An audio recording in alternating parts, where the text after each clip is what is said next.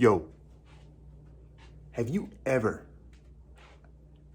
had that moment where you made a decision, you went down a certain path, you kind of committed to it, and you were on that path, but that whole time, a little part of you was always just like, is this the right path?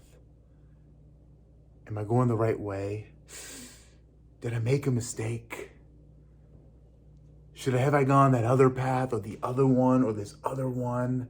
Is this really the right path? Oof. What shoes did I bring on this trip? Why didn't I pack that one thing? Why did I see it this way? All these what ifs and whys, and you're just doubting that path. Well, today on the Rocus Focus show, on this episode, we're going to dive deep into that phenomenon and why exactly we need not fret it and we need to embrace it. Now, again, the beauty of this show is that I'm struggling through these things. It's not like I've had some massive success and I can share with you exactly why something works. If that's what you came here for, I'm not your guy. No hard feelings. I'm not gonna go to my bed tonight and cry under the covers, maybe for a little bit. But even if I do, even if I don't, that's not your problem.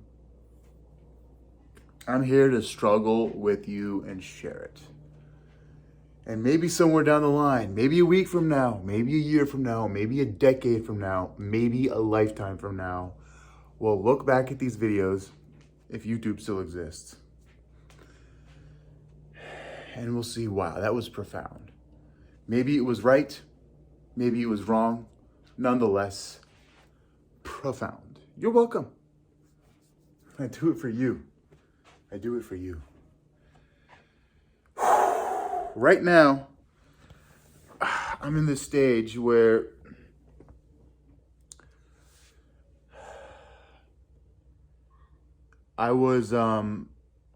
I've been on this path, right? Where a lot of people are in this industry. I'm in the real estate industry, I was going down this specific path. And going down this path, it's competitive.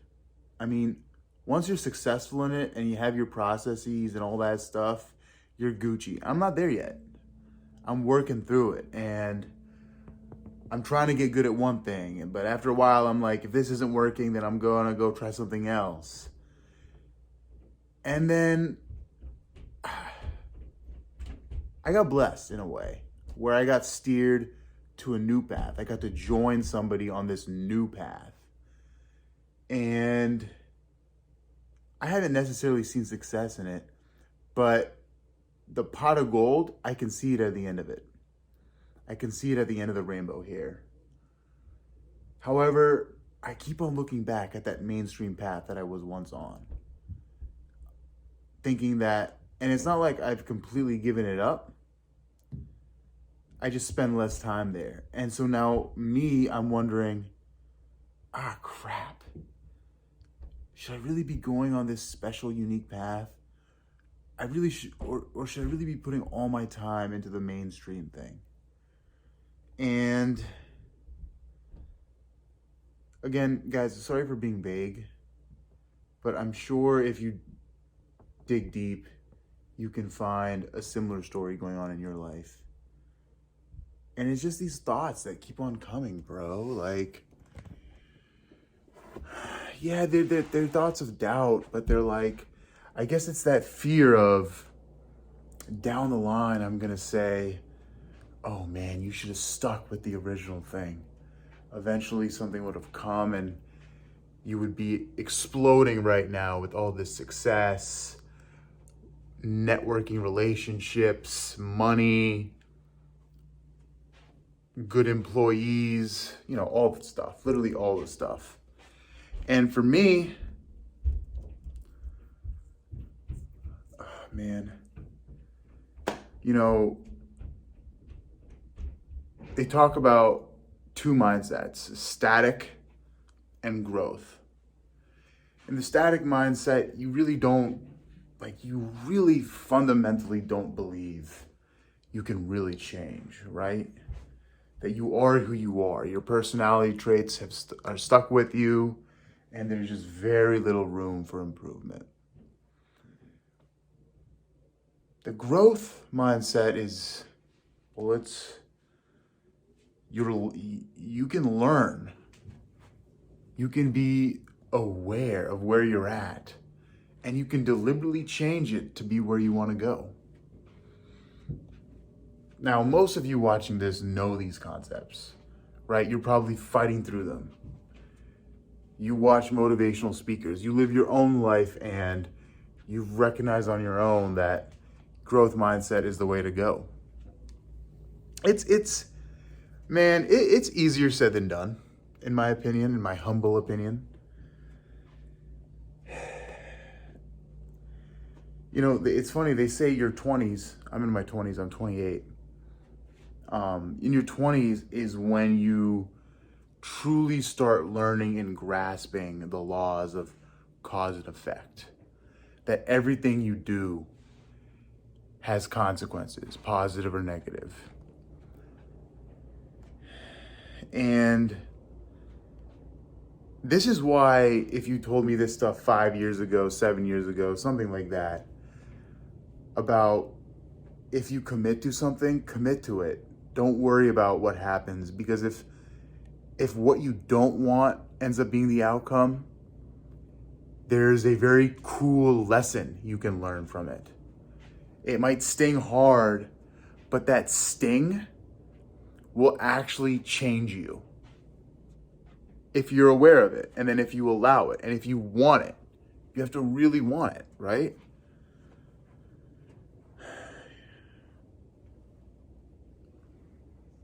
You have to want it, man.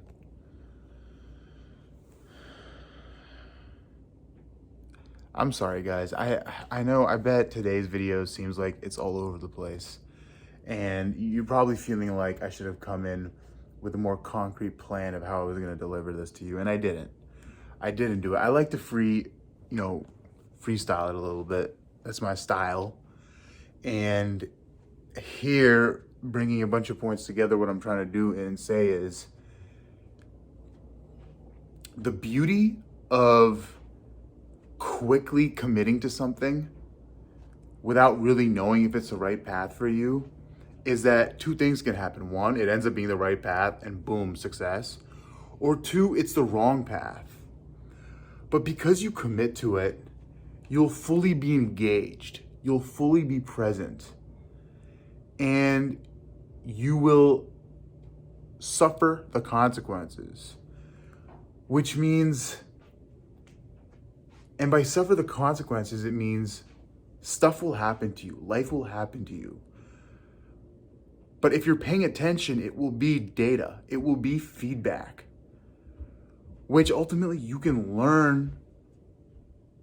You can learn about the world, about yourself, how you responded to this path you chose. You can learn that this path wasn't the right path and why it wasn't. And then you can use all of that to then, it can all be used as metrics, as data points to figure out what is the next thing I'm going to commit to? Where's the next path? And this time you'll have what you learned from that last mistake to calibrate where exactly you want to head to. To really understand the importance, let's look at the opposite. Let's negate it a little bit, right? Where you put yourselves in positions where you never fully commit. The problem with never fully committing is that you'll never be fully present, because you'll always be having thoughts of, am I in the right place? Should I be in another path? Instead of having thoughts of focus. right? You need that rocus focus to fully engage in something, to fully feel the benefits of it, to fully feel the pain. I'm with you. Why do we want to feel pain? I have always had such a low tolerance and threshold for pain. I feel pain and want to give up, man. I'm not going to sit here and act like I'm that strong bro that can take all the pain in the world and has the strongest mindset. I struggle, man. I struggle hard. Jeez, I do. But man, I don't know if they say this is a quote, but low-key pain is the best teacher. It is the best teacher, man.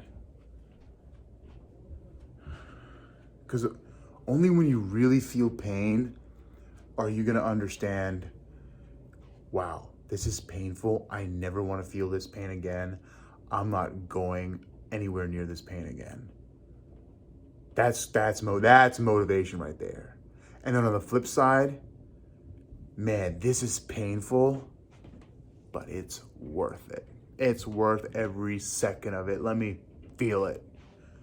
Like you've just had a 60-minute HIIT workout and you're at the last minute plank and it's painful. Your abs are ripping you apart, but you know in 2 minutes when you're done stretching and you're drinking from your water bottle, you know you're gonna feel that high, just like sweat fumes effervescing off you, and you're just literally euphoric, high, and you're just feeling good. And so you know that plank is worth it. You're willing to sit there for that minute, extra 30 seconds. You've committed. I don't even know what I'm going to title this video because, again, it's everywhere. But the other thing, one of the really, really important facets of this talk, of this episode, is that, you know, we want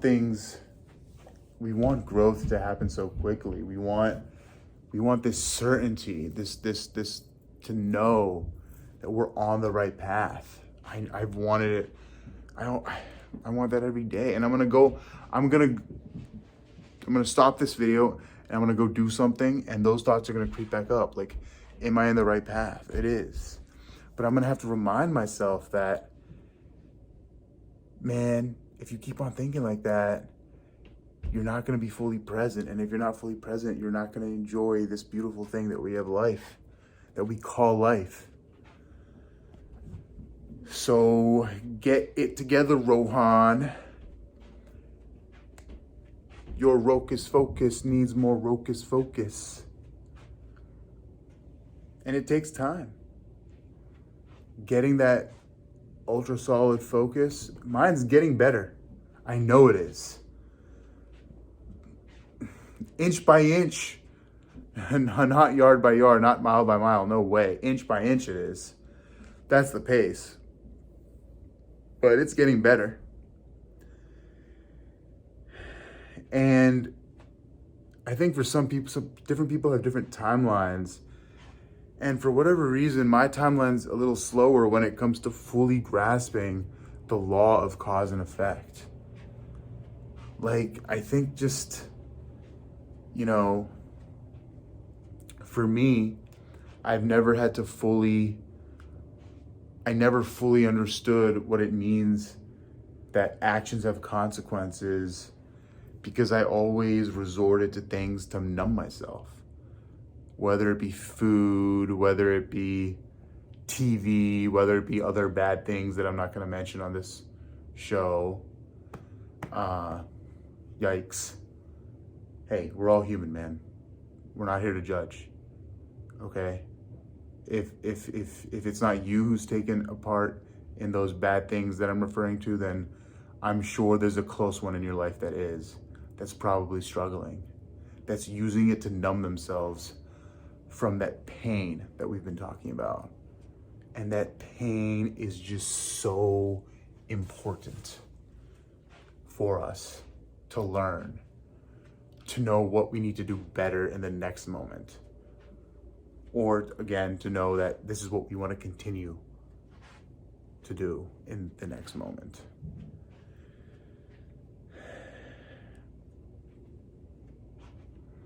Man,